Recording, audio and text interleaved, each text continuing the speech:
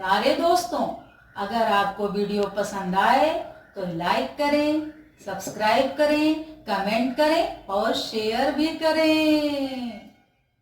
नमस्कार, मैं नीलम भदौरिया। बच्चों, आज फिर एक नए पाठ के साथ विषय हमारा परिवेश, कक्षा 4। पाठ का नाम है जीव जंतुओं की उपयोगिता। बच्चों, हमारे आसपास हमारे परिवेश में विभिन्न प्रकार के जीव जंतु रहते हैं जिन्हें हम रोज देखते हैं। वो रंग रूप में, आकार में, रहन सहन में, खान पान में सब एक दूसरे से भिन्न होते हैं। उनमें विविधता पाई जाती है। कोई जल में रहने वाले होते हैं, कोई थल में रहने वाले होते हैं। रंग रूप के साथ साथ खान पान में भी अलग है। जैसे कुछ जीव जंतु शाकाहारी, कुछ जीव जंतु मांसाहारी और कुछ जीव जंतु सर्वाहारी होते हैं। तो आज हम बच्चों देखेंगे जीव जंतुओं की उपयोगिता। उनमें से हमारे सहयोगी जीव जंतु कौन से होते हैं? अच्छा, ये बताइए, जब जाड़ा लगता है तो आप क्या करते हो? जाड़े से बचने के लिए क्या पहनते हो आप? स्वेटर। स्वेटर किससे बनती है? ऊन से। ऊन कहाँ से प्राप्त होती है? भेड़ों से, याक से भी प्राप्त होती है। इस तरह जीव जंतु कई चीजों में हमारे लिए उपयोगी हैं। जैसे कुछ जीव जंतुओं से भोज्य पदार्थ प्राप्त करते हैं हम, तो उनके भोज्य पदार्थ से, जैसे गाय है तो गाय से दूध मिलता है। दूध से हम घी, मक्खन, दही, पनीर, बहुत सारी चीजें बनाते हैं। खीर भी बनाते हैं आप। मिठाई में आपको कौन सी मिठाई पसंद है? मिठाई भी आप दूध से ही तो बनाते हो, और दूध एक संपूर्ण आहार है। जो हम बात कर रहे थे हमारे सहयोगी जीव जंतु, जैसे हमने आपको भेड़ के विषय में बताया।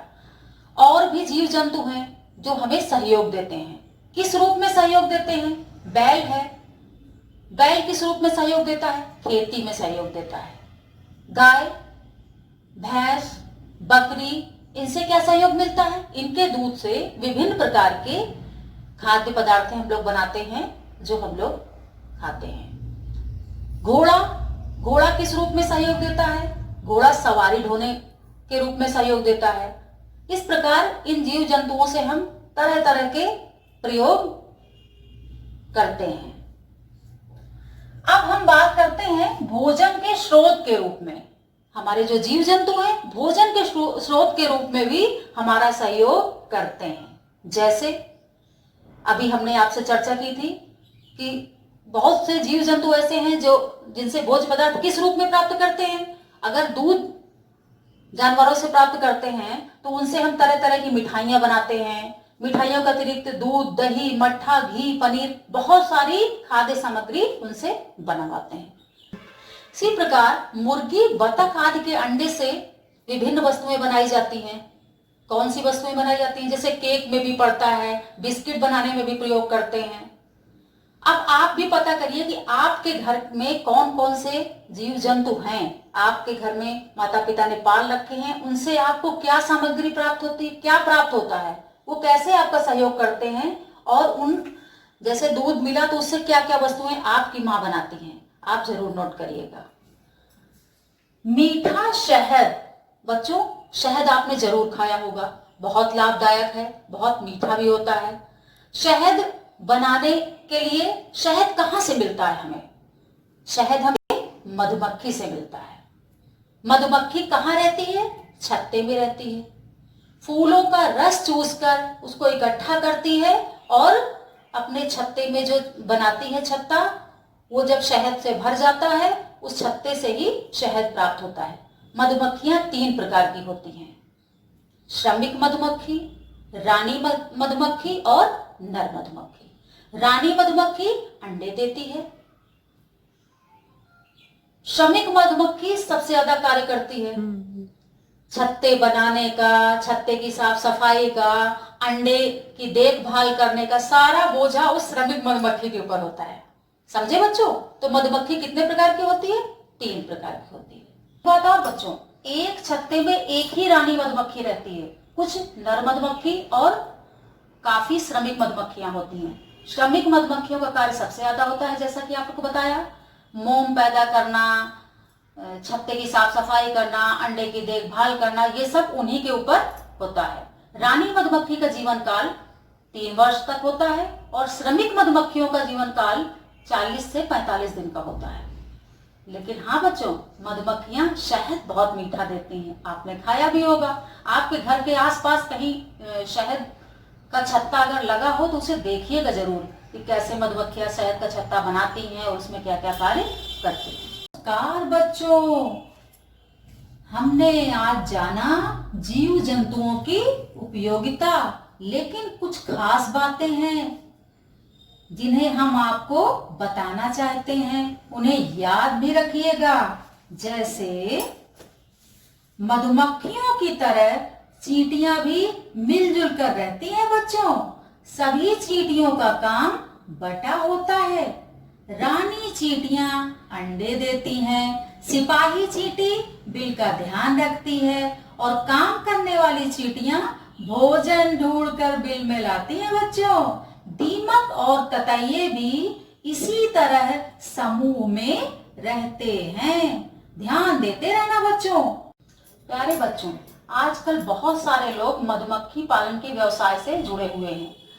आधुनिक तरीके से मधुमक्खी पालन का व्यवसाय करते हैं। एक विशेष तरह के बक्से में मधुमक्खी के छत्ते को रखते हैं जिसे मधुमक्खी शाला कहते हैं और आधुनिक यंत्रों से, आधुनिक टेक्निक से वो बिना मधुमक्खी और उसके अंडों को नुकसान पहुंचाए शहद प्राप्त करते हैं। तो बच्चों, अब हम फिर चलते हैं तरह तरह के वस्त्र, जिनसे तरह तरह के वस्त्रों से और हमारे जीव जंतुओं से क्या कनेक्शन है। अर्थात तरह तरह के वस्त्र जो हम प्राप्त करते हैं वो भी हमें जीव जंतुओं से भी मिलते हैं।